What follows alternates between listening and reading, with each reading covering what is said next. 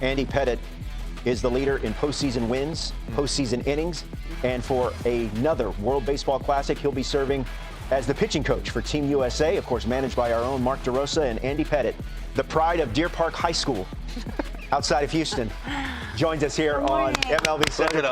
Andy, congratulations.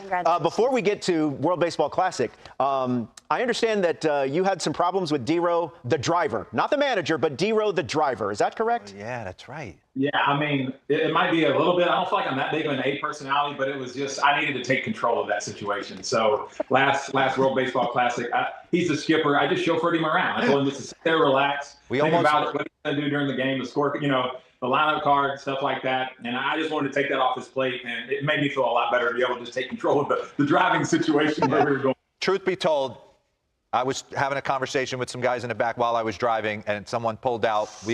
We were not close to wrecking, but he was in the passenger, and he said, "That's it for you." And I never drove the rental car again. Andy, we have known D-Row for 10 years, and he talks about very few people the way he talks about you, that you're a brother for life. What was your reaction to coming back to Team USA?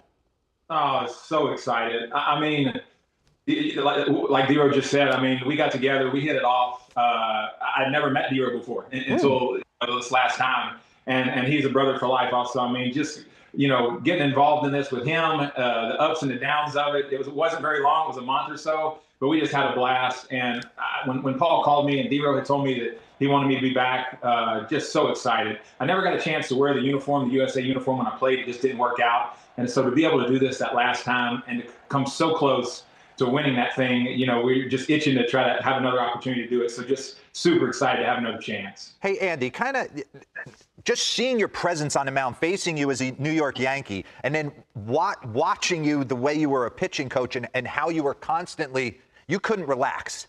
You were moving back and forth, and all the postseason history that you've had and the success you've had. Were you like that in the Yankee run, like under the tunnel, like can't sit still? Because you're in it, man. From the time that first pitch is thrown until the last out's made, you are on. Yeah, I think as a coach, it's completely different. I really do. As quickly as we could, we built relationships up with the guys on the teams, the pitchers that we had. We put together a plan how to get guys out and how to attack the opponents. And then so really and truly, and I see myself doing it even with our Yankee starters now. I work with the Yankees.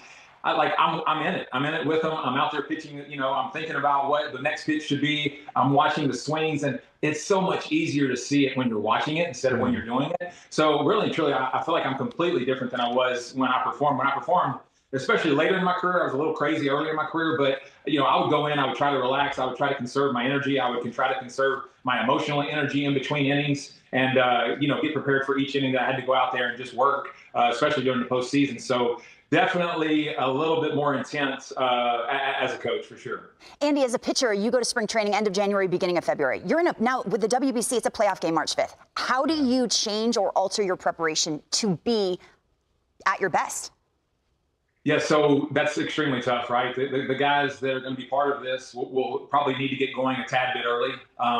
But we try to keep it, as simple as it is, even though it's not that simple, especially in the big games and big moments where you have a tendency to overthrow. But what I would stress to them, and what we'll continue to stress to them, is anytime you get too amped up, anytime you try to overthrow, whether it's in October or whether it's in March, it's not going to be a great result. So my message is always going to be, look, stay within yourself. Don't try to force something. I wouldn't want you to force anything October, and I sure in the heck don't want you to force anything, in spring training when we're trying to do this kind of competition. I felt like it was a little bit easier probably for the relievers to get going a little bit than our starters. But, excited to see what kind of team we can put together. But that would be my message to the guys is, look, the adrenaline is going to flow, and it's just like anything else. Whoever can control their emotions and make quality pitches and execute pitches is who's going to be successful. And we'll just have to continue to preach that to them, as we're going through this tournament. What were your takeaways from the first experience that you'll try to apply to this next World Baseball Classic?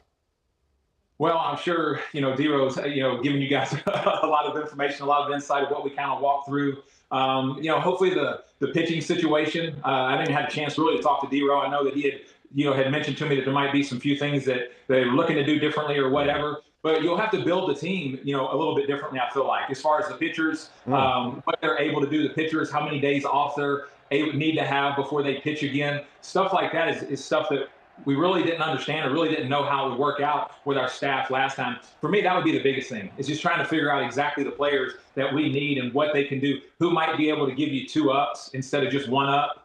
Players like that would probably become, I think, extremely important. But that's all stuff that, that obviously we'll start talking about, I'm sure, as we try to start putting this team together. And that's why we want another crack at it. Because, I felt like we took it as far as we could take it, losing to Japan 3-2 in that final game. If we score a couple more runs, we walk away with the trophy. But it was a grind, and Andy knows this. He was up till 3 in the morning with us most nights, trying to figure out how we're going to piece these innings together. Yeah. So we do, and I agree with you, Andy, wholeheartedly. The roster's got to be attacked differently. So it's up to you to start calling the monsters around. There you go. I mean, so there you go, Andy. Get the phone out, get your check your contacts, and start calling.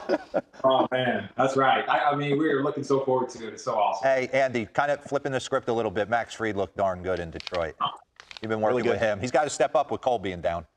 Yeah, he does. And again, same kind of message, right? Like, you can only do what you can do. This guy has just come into New York and fit right in.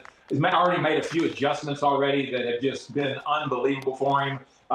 And he wants it. He wants to be in New York. He wants to win a championship there. And you have to embrace New York. It's a different animal. Anybody that's played there knows that. And it has been extremely, extremely fun and exciting getting to know him and getting to just see him work already early in this year, and looking forward to watching him have a monster year for us.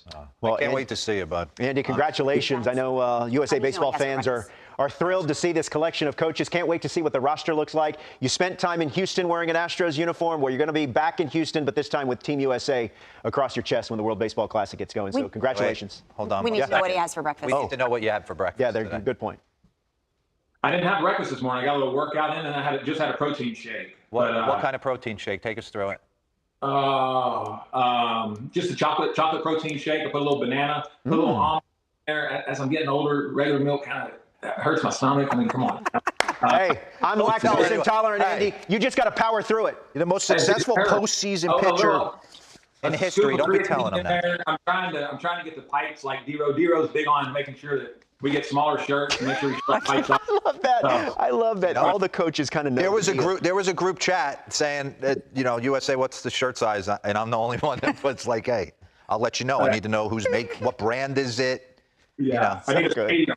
He needs a medium, small, medium. There you go. Hey, Andy, congratulations again. Enjoy the weekend, and we can't wait to see you next year.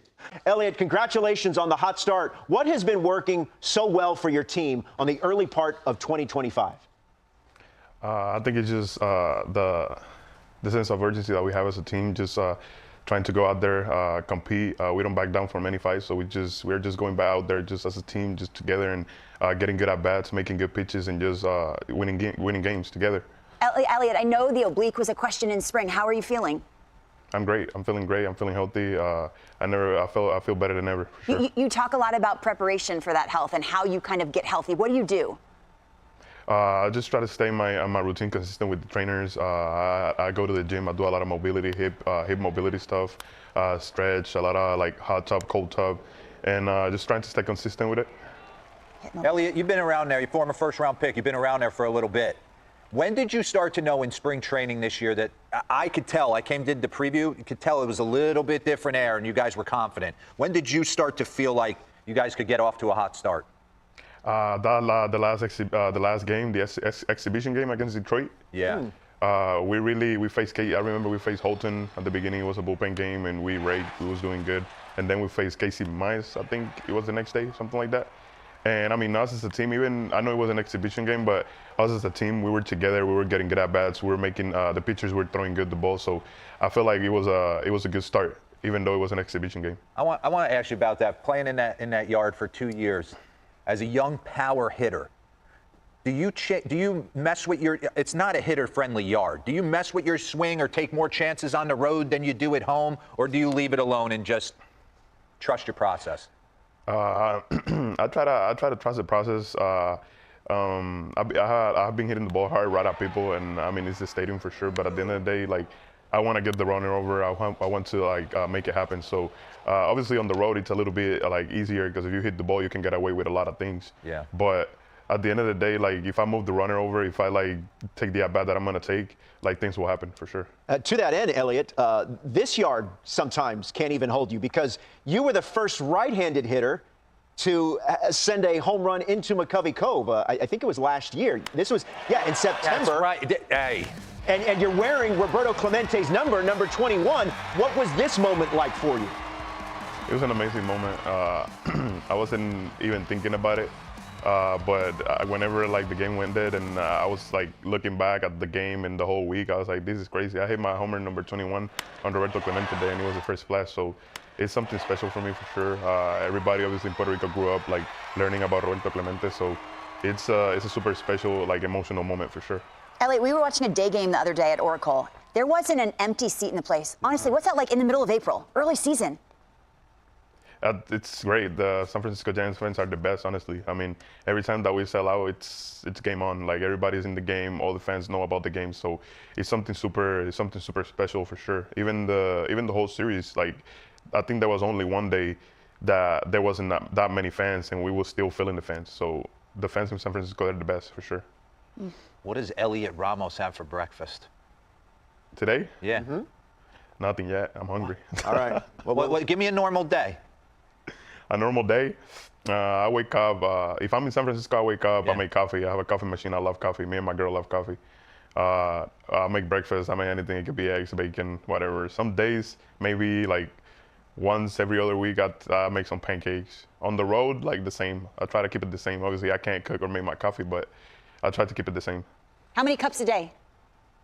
Damn, that's a good question. Like 2, it depends. Two, Nice. 3, depends. Yeah, it Well, depends. Elliot, congratulations on the Giants' early season Yeah. success. Good Be luck good. this weekend against the Yankees, Thank you, Sam. and good luck the rest of the way. Thank you. Appreciate it.